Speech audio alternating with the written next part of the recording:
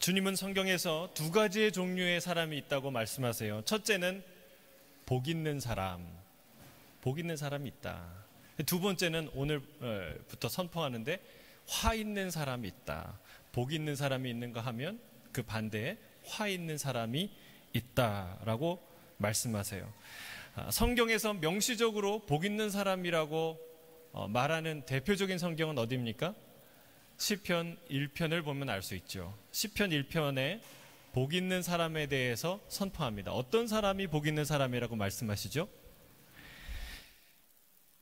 악인의 꾀를 따르지 않는 사람, 죄인들의 길에 서지 않는 사람, 그리고 오만한 자들의 자리에 앉지 않는 사람, 그런 사람이 복이 있다. 그 사람들은 하나님의 말씀을, 여호와의 율법을 즐거워해서 주야로 묵상하는 사람이다. 어떤 사람이라고 합니까? 시냇가에 심은 나무처럼 사철 푸르르고 열매를 맺는 사람, 그 사람이 복이 있는 사람이다. 저는 이 복의 선언이 저와 여러분의 선언이 되길 주의 이름 축복합니다. 또 복에 대한 이야기를 예수님이 직접 하셨어요. 어디에서 말씀하셨습니까? 산상수훈에서. 우리가 외우는 그 천국 대헌장인 산상수훈에서 8번이나 복 있는 사람이 어떤 사람인지에 대해서 말해요. 어떤 사람이 복 있는 사람이에요? 심령이 가난한 사람, 애통하는 사람, 그 다음에 갑자기 온유한 사람, 그렇죠?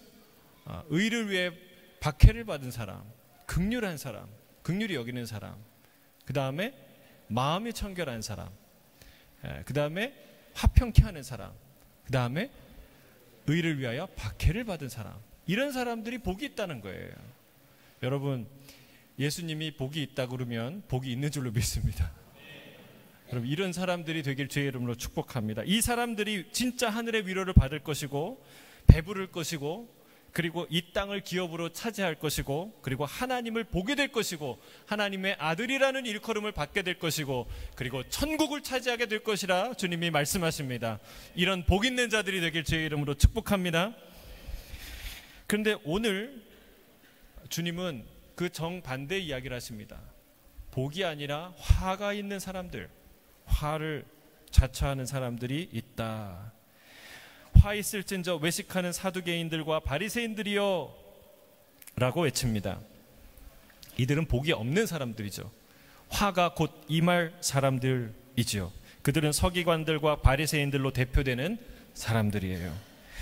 여러분, 예루살렘 입성 이후에 예수님이 전에 하지 않으셨던 과격한 행동과 말씀을 하고 계시다는 것을 우리가 주목할 필요가 있습니다. 여러분, 예수님이 예루살렘 입성하시면서 어떤 일을 하셨습니까? 아침에 길을 가는데 무화과 나무를 보셨어요. 그런데 그 무화과 나무에 열매가 없는 거예요. 잎만 무성하고 그 안에 열매가 없어요. 그래서 예수님이 어떻게 하셨습니까? 그 나무를 꾸짖으셨죠. 마가의 증언에 따르면 뿌리부터 통째로 다 말라 비틀어진 것을 그들이 보았다라고 증언합니다. 열매 없는 삶의 최후가 어떠한 것인지 예수님은 아주 선명하게 우리에게 보여주고 계십니다. 그뿐만 아니에요. 이후에 성전에 들어가셔서 예수님이 정말 상식을 가진 사람들이 하지 못할 아주 과격한 행동을 하셨어요. 어떻게 하셨습니까? 돈 바꾸는 자의 상을 엎으셨어요. 그리고 비둘기 파는 자의 의자를 내던지셨어요. 노끈으로 채찍을 만드셔서 동물들을 다 내치셨어요. 여러분, 그리고 오늘 서기관과 바리새인들을 향해서 보통의 입을 다물 수 없는 험악한 이야기를 쏟아내십니다. 이 독사의 자식들아, 너희에게 화가 임할 것이다. 너희는 지옥 자식이다. 아주 굉장히 극단적인 이야기를 말씀하십니다. 우리는 이 본문에서 낯선 예수님, 내가 이전에 알지 못했던 이 예수님을 만나게 됩니다. 내가 원하지 않았던, 내가 기대하지 않았던 그 예수님을 만나게 됩니다. 그럼 무슨 뜻일까요? 과연 예수님이 왜 이런 모습으로 나타난 것일까요? 예수님은 원래 우리에게 따뜻하고 자상한 분인 척 하셨지만 진짜 본래 예수님은 저주하고 뒤집어 엎고 거친 말을 쏟아내는 그런 분이셨구나 라는 것을 보여주는 것일까요? 아니죠. 주님은 온몸으로 지금 경고하고 있는 거예요. 우리가 알아들을 수 있도록 낯설은 방법, 과격적인 방법, 불편한 방법을 동원해서 언사를 통해서 우리에게 경고하고 계십니다. 하나님이 역겨워하시고 하나님이 미워하시고 하나님이 가증히 여기시는 것이 과연 무엇인지 분명히 알아라. 주님께서 알려주고 계시는 거예요. 주님은 지금 심판주로 말씀하고 계십니다. 우리는 이 낯선 예수님을 향해서 이렇게 말할 수 있어요. 예수님 그렇게 얘기하지 마세요. 예수님 그렇게 행동하지 마세요. 목사님 그런 말씀하지 마세요. 내가 그런 말을 들으면 내 마음이 힘들어요. 그런 말을 들을 수가 없어요. 내 마음이 다쳐요. 교회 나올 수가 없어요. 여러분, 이런 말씀을 하는 사람은 예수님이 어떤 분인지 잘 모르는 거예요. 예수님이 심판주라는 사실을 잘 모르는 거예요. 우리의 죄가 얼마나 심각하고 부패하고 더러운 것인지, 그 위에 부어질 하나님의 진노가 얼마나 엄중한 것인지 전혀 알지 못하는 사람이 하는 반응이라는 거예요. 그래서 여러분, 오늘 우리는 이 주님의 엄중한 말씀 앞에 먼저 엎드려야 될 줄로 믿습니다. 바짝 엎드려서 그 말씀을 들어야 돼요. 그 말씀이 우리 안에서 드러내는 우리의 종교적 가식과 외식을 과감히 잘라내야 우리가 살 줄로 믿습니다. 여러분, 그렇지 않고는 우리가 화를 면할 사람이 없고 면할 길이 없어요. 그렇게 하지 않고는 아무도 하늘로부터 주님께로부터 생명의 복을 받을 길이 없다는 사실이에요. 여러분, 화 있는 자들이란 어떤 사람이에요? 화 있는 자들이란 복 있는 사람의 반대길로 가는 사람이에요. 그 길로 안 가는 사람들이에요. 반대로 복 있는 사람이란 어떤 사람이에요? 화 있는 사람의 길을 가지 않는 사람들이에요. 시편 1편에서 얘기하잖아요. 악인들의 꾀를 따르지 않는 사람이 복 있는 사람이다. 여러분, 이 화 있는 사람, 저주받은 그 길을 가지 않는 사람이 복 있는 사람이 될 줄로 믿습니다.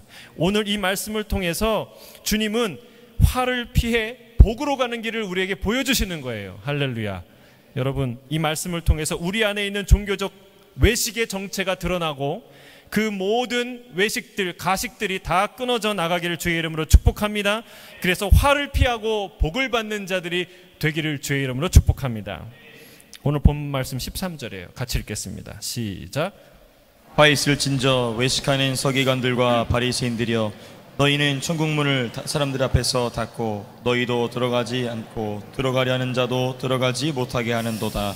예수님은 외식하는 서기관과 바리새인들의 첫 번째 특징을 잡아내는데, 숨겨있는 그들의 외식하는 그 내면에 있는 가식을 드러내시는데, 첫 번째 특징이 뭐냐면 천국문을 닫는 사람들이라는 거예요.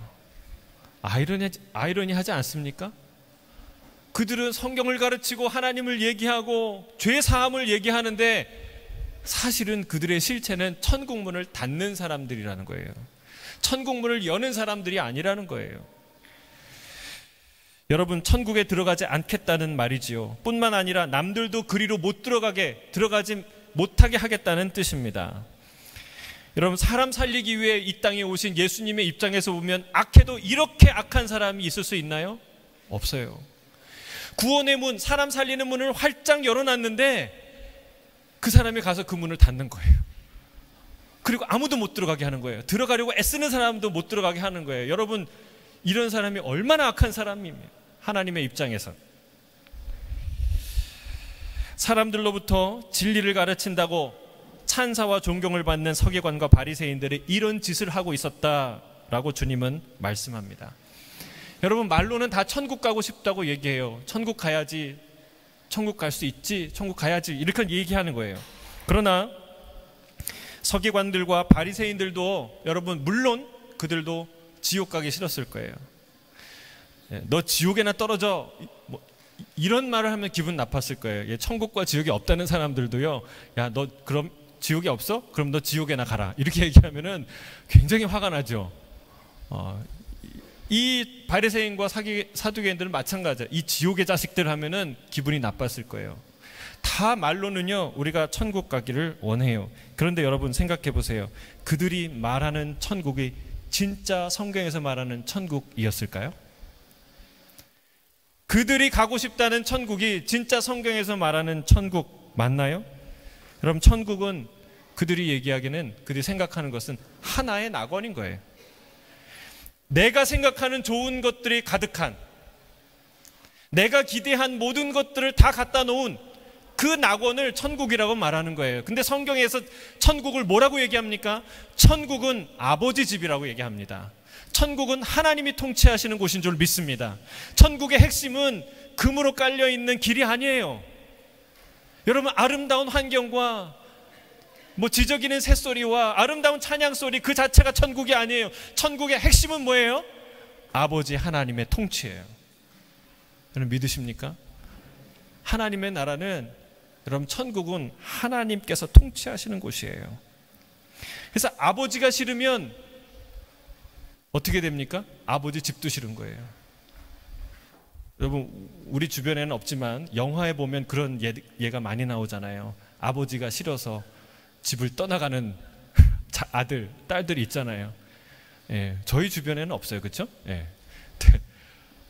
여러분, 아버지가 싫으면 아버지 집을 나가게 되는 거예요.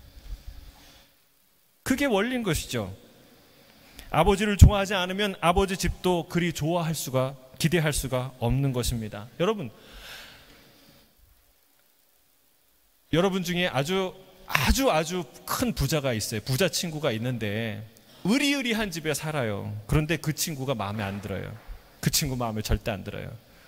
관계가 안 좋아요. 만나면 싸워요. 보기도 싫어요. 그런데 이런 기대를 가지며 살까요? 야, 그 친구가 언제쯤 자기의 집에 나를 초대할까? 야, 그 집 빨리 가보고 싶다. 이런 마음 갖고 그런 기대를 가질 수 있을까요? 없어요. 여러분, 아무리 으리으리한 대궐 같은 집도 그 친구 집이면 가기 싫은 거예요. 보기도 싫은 거예요. 그게 사람의 마음이죠.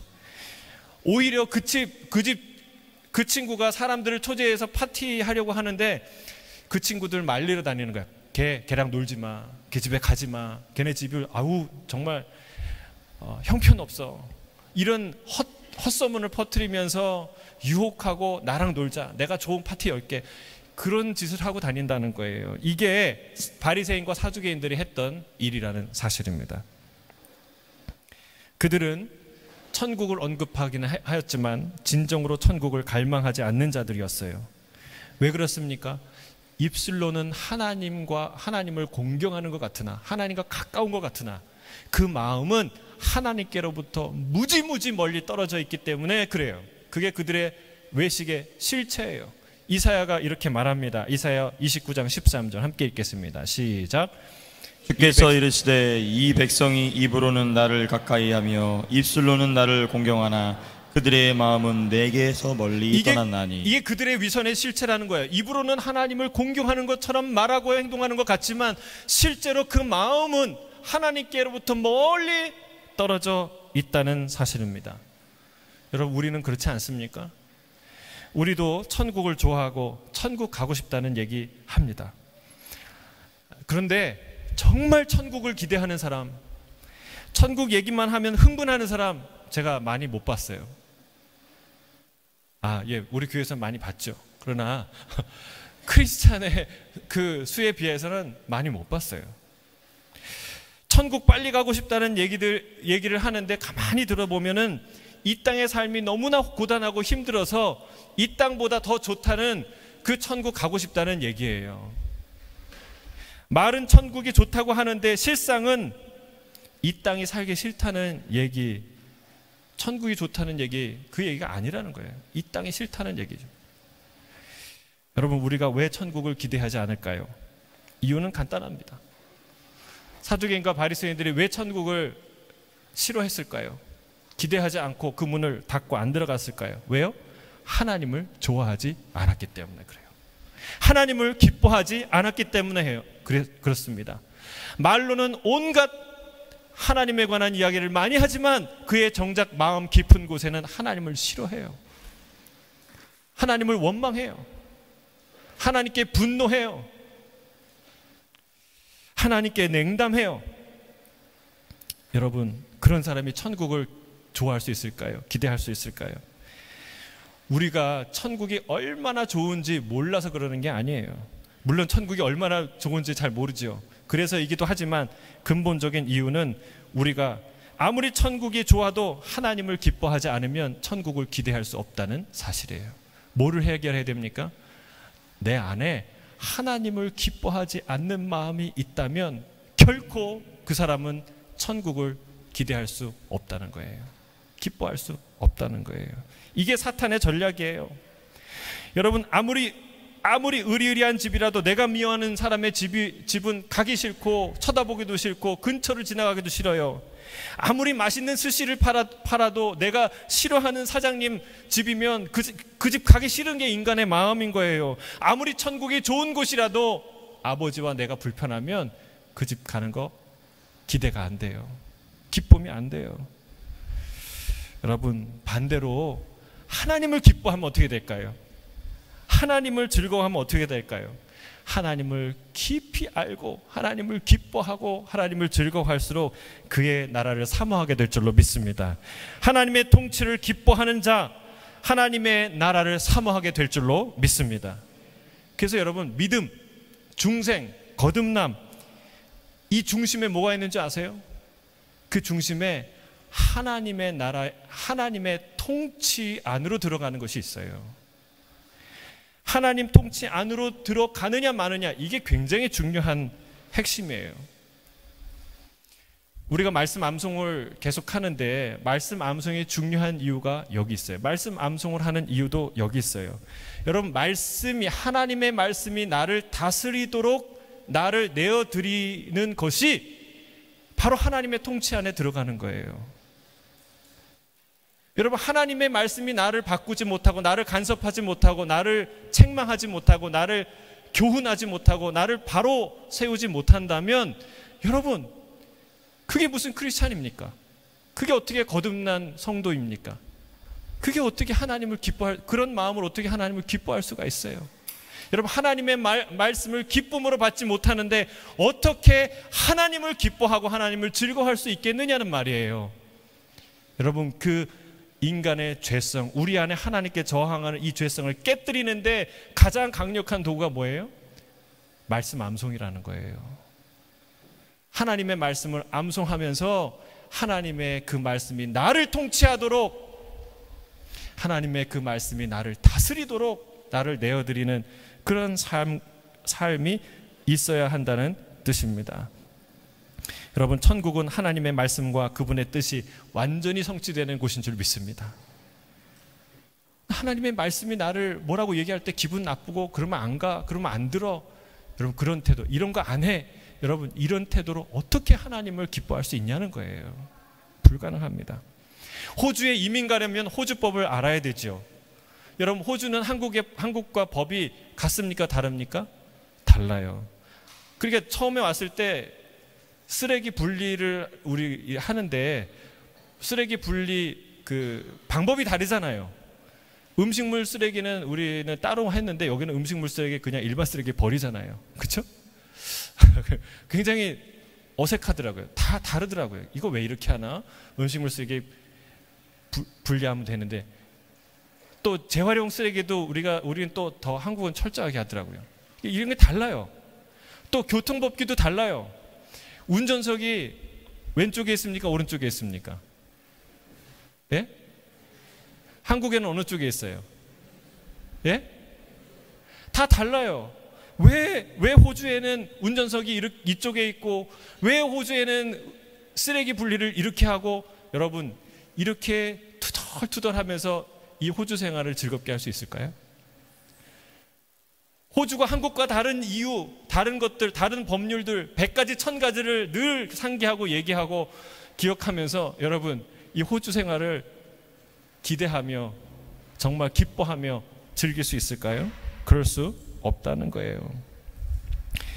우리가 하나님의 말씀, 하나님의 법, 하나님의 뜻이 나를 다스리고 나를 변화시키는 것을 기뻐하지 않는다면 그분의 나라에 살 수가 없는 거예요. 기쁨으로 살 수가 없는 거예요. 그분의 나라가 불편해서 살 수가 없는 것이죠. 그렇기 때문에 그분의 나라에 문을 닫고 나도 안 들어가고 다른 사람도 못 들어가게 하는 거예요. 이게 그들의 외식이라는 것이죠. 겉으로는 하나님을 사랑하는 듯 하였지만 실상은 하나님을 싫어하고 하나님의 통치를 더더욱 싫어했던 자들이 그들이라는 거예요. 수많은 사람들에게 짐을 주었지만 자기는 손가락 하나도 움직이기 싫어했던 사람들이라는 거예요. 사랑하는 성도 여러분, 저와 여러분의 이것은 누구 어떤 사람을 특정해서 하는 말이 아니에요.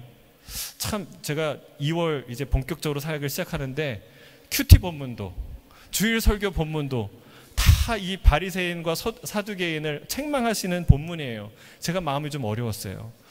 좀 희망적이고 복되고 아름다운 이야기를 전하고 싶은데 근데 가만히 보니까 여러분 이거는요 우리를 향한 하나님의 사랑이에요.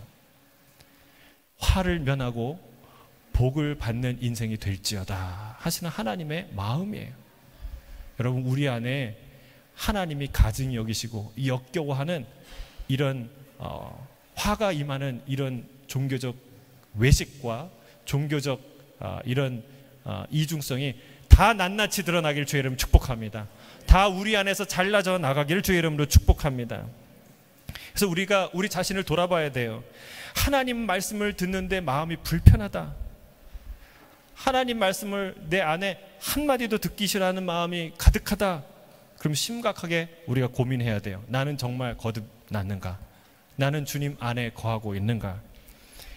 천국을 가고 싶다고 말하지만 천국에 대한 기대가 없다. 기쁨이 없다. 왜 그런가? 하나님의 통치, 하나님의 다스리심을 내가 기뻐하지 않는구나. 여전히 내가 하나님을 원망하고 하나님께 불평하고 하나님께 냉담하구나. 여러분 하나님께 냉담하고서 천국을 기뻐할 사람은 한 사람도 없어요. 왜? 하나님 집이니까. 아버지의 집이니까. 아버지가 기뻐야 천국이 기쁜 거예요. 여러분 예수 믿는 것, 구원받는 것은 오직 믿음으로만 가능합니다. 예수를 주로 시인하는 고백으로만 가능합니다. 그러나 고백했다고 그 이후에 무슨 짓을 해도 되는 것이 아니라는 것을 우리가 알아야 돼요. 그 고백이 진실했기 때문에 나는 이미 구원받았기 때문에 그 이후에 어떤 짓을 해도 나는 괜찮아 라고 생각하는 것은 어리석은 자라는 거예요. 여러분 우리도 고백으로 결혼합니다. 나는 당신의 아내입니다. 당신의 남편입니다. 라는 고백으로 그 두 사람의 관계가 부부의 관계가 되고 가정이 성립되죠. 그러나 그 고백 한 번의 고백이 아무리 순수하고 진실했다고 할지언정 그 고백이 여전히 나의 고백이 되지 않는 한 여러분 그 가정은 온전할 수 없어요. 그거 진실한 고백 한 번으로 다 끝나는 게 아니라는 거예요. 그거 그렇게 고백하고 나서 아무렇게나 살고 이 여자 저 여자 이 남자 저 남자 만나고 내 뜻 내 마음대로 살면 여전히 유효한가? 그렇지 않습니다. 지금 이 시간에도 고백하는 나의 고백이 될 때 그럴 때 그게 의미 있는 거예요. 예수를 그리스도라고 고백하는 그 한 번의 고백으로 우리가 구원받죠. 그러나 그 한 번의 고백이 과거의 고백이 아니라 지금의 고백이어야 돼요. 지금 주의 다스림을 기뻐하고 주의 말씀을 내가 받아들이고 주의 통치를 기뻐할 때 비로소 그는 주님의 거룩한 신부인 줄로 믿습니다. 여러분 성경은 천국의 문을 닫는 사람들이 있다는 것을 가르쳐 주십니다. 천국으로 들어가는 자들, 그들을 막아서는 자들이 있다는 거예요. 하나님의 말씀을 즐거이 인용하는 자들이었으나 스스로 하나님의 말씀을 거부하는, 하나님의 말씀의 다스림을 거부하고 싫어하는 자들이었다는 사실입니다.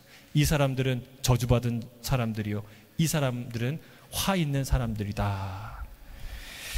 주의 이름으로 축복합니다. 하나님을 기뻐하는 자들이 되길 주의 이름으로 축복합니다.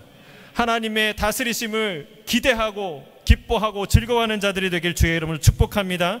그들이 복이 있는 사람들이다 라고 선포해요. 누가? 하나님의 통치를 즐거워하는 사람들. 그 사람들이 복 있는 사람들이다. 자, 오늘 본문 15절이에요. 함께 읽겠습니다. 15절. 두 번째로 주님 말씀하십니다. 시작. 화 있을진저 외식하는 서기관들과 바리새인들이여, 너희는 교인 한 사람을 얻기 위하여 바다와 육지를 두루 다니다가 생기면 너희보다 배나 더 지옥 자식이 되게 하는도다. 예수님께서 두 번째로 외식하는 자들의 특징을 말씀하십니다. 그것은 열심이에요. 열정. 그러나 잘못된 열심, 잘못된 열정입니다. 착한 것과 악한 것, 게으른 것과 부지런한 것, 이 두 단어의 조합을 이렇게 맞출 때 가장 최악의 조합이 뭐냐면, 가장 최선의 조합은 뭐예요? 착한 사람이 부지런한 거죠. 그런데 가장 최악의 조합은 뭐예요? 악한 사람이 부지런한 거예요.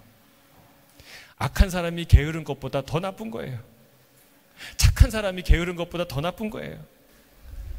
여러분, 그 가장 최악의 조합이 바로 이 사두개인과 바리새인의 모습이에요. 이런 사람들은 큰 화를 당한다는 거예요. 사탄도 열정이 있다는 것, 열심이 있다는 것을 알아야 됩니다. 욥기에 보면은 하나님이 뭐라고 얘기하는 줄 아세요? 사탄에게 어디서 왔느냐라고 묻는데 사탄이 대답합니다. 뭐라고 얘기해요? 예? 땅을 두루 돌아 여기저기 다녀왔습니다. 그러니까 사탄이 하는 일이 열심히 다닌다는 거예요. 예, 열심히. 여러분, 사탄이 여기 어느 구석에 있을지도 몰라요. 그렇죠? 이런데 아멘 하시면 안 돼요. 그렇죠? 있죠. 있는데 하나님이 가리시면 못 봐요. 못 들어요. 아무것도 못 해요. 있어도 없는 거예요. 그런데 중요한 건 사탄도 열심히 있다. 사탄도 열정을 갖고 있다. 저들의 열심과 열정이 얼마나 대단한지 보세요. 교인 한 사람을 얻기 위해, 자기 유대교, 자기 종교, 그 교회 한 사람을 얻기 위해서 바다와 육지를 두루 다닌다고 합니다. 여러분, 이 사탄도 이단도 이렇게 열심히 하는데, 여러분, 우리는 그 이상으로 열심히 하게 되길 주님 축복합니다. 여러분, 진짜 이단은 열심히 해요. 제가 일본에서 러브소나타 이 홍보를 위해서 역마다 가서 전단지를 뿌릴 때가 있었는데, 역마다 부딪힌 사람들이 있어요. 누군지 아세요? A교회, B교회, C교회 사람들이 아니에요. 통일교 사람들, 이단 사람들, 가는 곳마다 만나요. 얼마나 열심히 하는지 몰라요. 역마다 만난다니까요.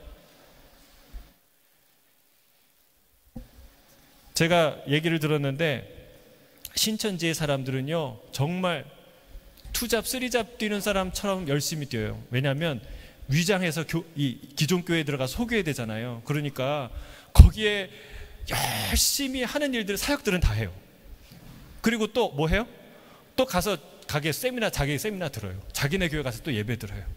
또 거리에 가서 또 전도해요. 그러니까 그래서 그 신천지에 있는 사람들의 신발이 닳도록 다닌대요. 신발이 해지도록. 여러분, 이단도 이런 열심인데 우리도 분발하기를 주의 이름 축복합니다. 근데 문제는 뭐냐? 여러분, 열심에 속으면 안 된다는 거예요. 속도보다 중요한 것은 방향이다. 열심보다 중요한 것, 열정보다 중요한 것, 그것은 목적이라는 거예요. 무엇을 위한 목적이냐? 무엇을 위한 열심이냐? 이게 중요하다는 거예요. 저들은 겉으로는 하나님의 이름을 팔았습니다. 하나님을 섬기는 자들 같았습니다. 그러나 그들은 하나님의 나라에 사람들을 들여보내기 위해, 생명을 살리기 위해, 정말 구원 얻게 하기 위해 열심을 내는 것이 아니라 자신의 나라, 자신의 영향력, 자신의 교리, 자신의 교파 안에 사람들을 가두기 위해 열심을 냈던 거예요. 여러분, 이것이 그들의 위선이라고 말씀하십니다. 하나님께서 싫어하는 위선이에요. 무엇을 싫어하십니까? 겉으로는 하나님을 위한 열심으로 포장했지만 실상 정작 내면은 자신의 나라, 자신의 영향력의 확장을 위한 열심이라는 겁니다. 그들은 사람을 살리고 세우는 게 아니라 오히려 2배나 마귀 자식을 만드는 일을 만들고 만다는 사실이에요. 그래서 여러분, 우리가 이런 일을 피하기 위해서, 이런 일을 안 당하기 위해서 어떻게 해야 됩니까? 여러분, 사람 따라가면 안 되고 누구 따라가야 돼요? 예수 그리스도. 할렐루야. 예수 그리스도 따라가야 돼요. 또 예수 그리스도 따라가는 건 뭐예요? 말씀 따라가는 거예요. 말씀 따라가야 돼요. 여러분, 우리는 사람이 아니라 말씀 따라가는 자들이 되길 주의 이름으로 축복합니다. 여러분, 우리가 그 사람에게서 배우기 때문에 분별 못할 때가 많이 있어요. 우리가 저들의 위선에서 벗어날 수 있는 그 길은요, 말씀을 주의 깊게 듣고 홀로 말씀을 들으며 말씀의 음성을 듣고 말씀의 인도를 받아야 된다는 거예요. 말씀은요, 생명인 줄로 믿습니다. 살아있어요. 그래서 우리를 인도합니다. 잠언 6장 20절 22절 이렇게 말씀하고 있어요. 함께 읽겠습니다. 시작. 내 아들아, 내 아비의 명령을 지키며 내 어미의 법을 떠나지 말고 그것을 항상 내 마음에 새기며 내 목에 매라. 그것이 내가 다닐 때에 너를 인도하며 내가 잘 때에 너를 보호하며 내가 깰 때에 너와 더불어 말하리니. 할렐루야. 하나님의 말씀이 어떻게 한다고요? 네가 잘 때에 너를 보호하고 네가 깰 때에 너의 길을 인도하고 네가 깰 때에 너와 더불어 말하리라고 말씀하는 거예요. 할렐루야. 말씀이 여러분에게 말씀하는, 말을 거는, 말씀과 대화를 나누는 그런 경험이 있게 되길 주의 이름 축복합니다. 왜요? 하나님의 말씀은 살았기 때문에, 죽은 지식이 아니기 때문에 매일 매순간 우리의 삶 속에서, 우리의 영혼 속에서 말을 건다는 거예요. 우리를 인도한다는 거예요. 할렐루야. 여러분, 이 말씀을 붙드세요. 이 말씀 따라가야 우리가 삽니다. 사람 따라가다 보면 마귀 자식 될 수도 있어요. 사람은요, 온전하지 않아요. 그래서 제가 제 설교보다 중요한 것은 하나님의 말씀이라고 날마다 강조하는 거예요. 저도 인간이기 때문에 잘못된 말씀을 전할 수 있어요. 그러면 어떻게 해야 됩니까?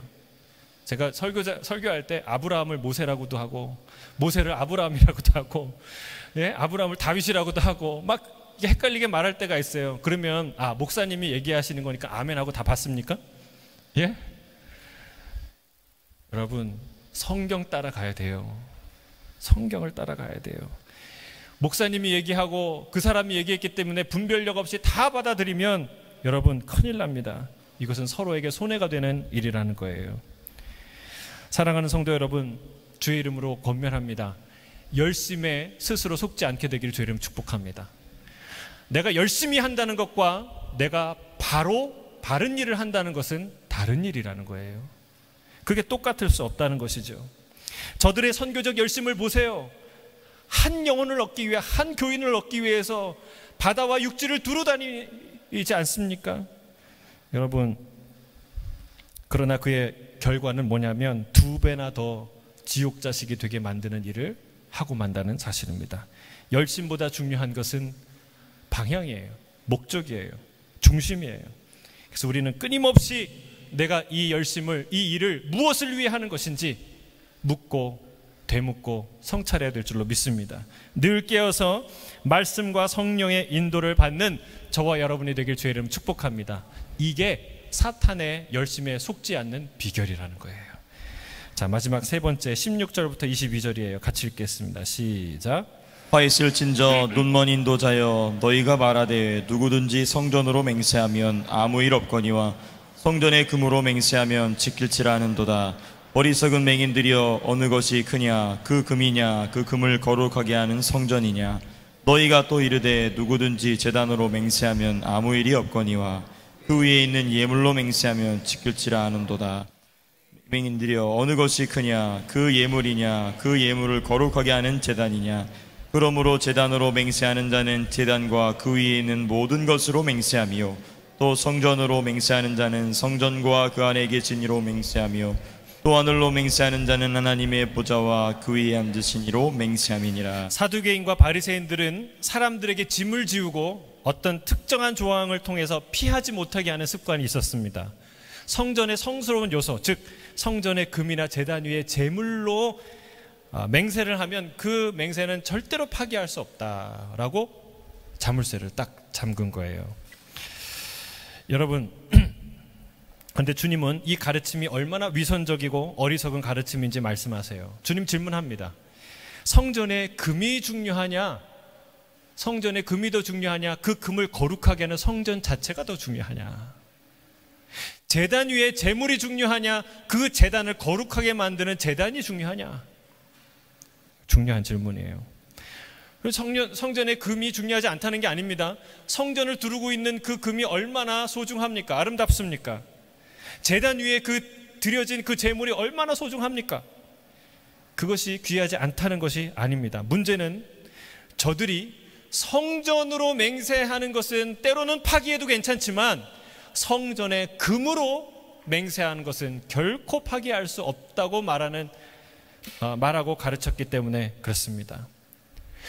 제단을 두고 맹세하면 때로는 어길 수 있지만 제단 위에 제물을 두고 맹세하면 결코 어겨서는 안 된다라고 가르쳤기 때문에 그렇습니다.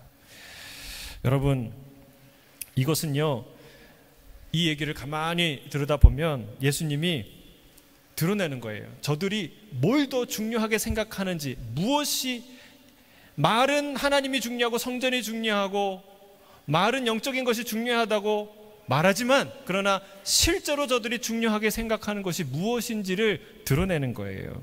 그들은 성전보다 금이 더 중요했어요.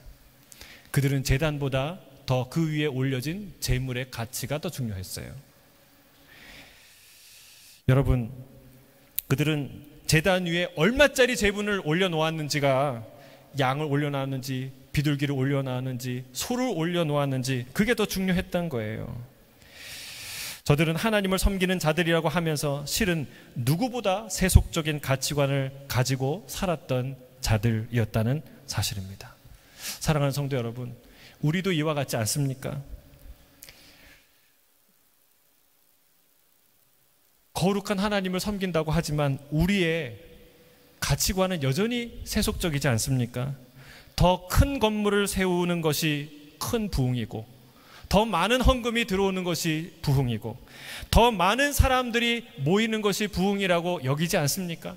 여러분, 그것이 다 나쁘다, 의미가 없다는 말이 아니에요. 그러나 우리의 가치예요, 우리 가치. 부흥을 그런 숫자로, 그런 외형적인 것으로 바꿔버리지 않습니까? 개인으로도 내가 사업이 날마다 번창하면 하나님이 나를 축복하시는 거고, 고난이 임하면 하나님이 나를 저주하시는 거라고 생각하진 않습니까? 여러분, 팔복을 보세요. 팔복은 복에 대한 전혀 다른 기준을 말하고 있습니다.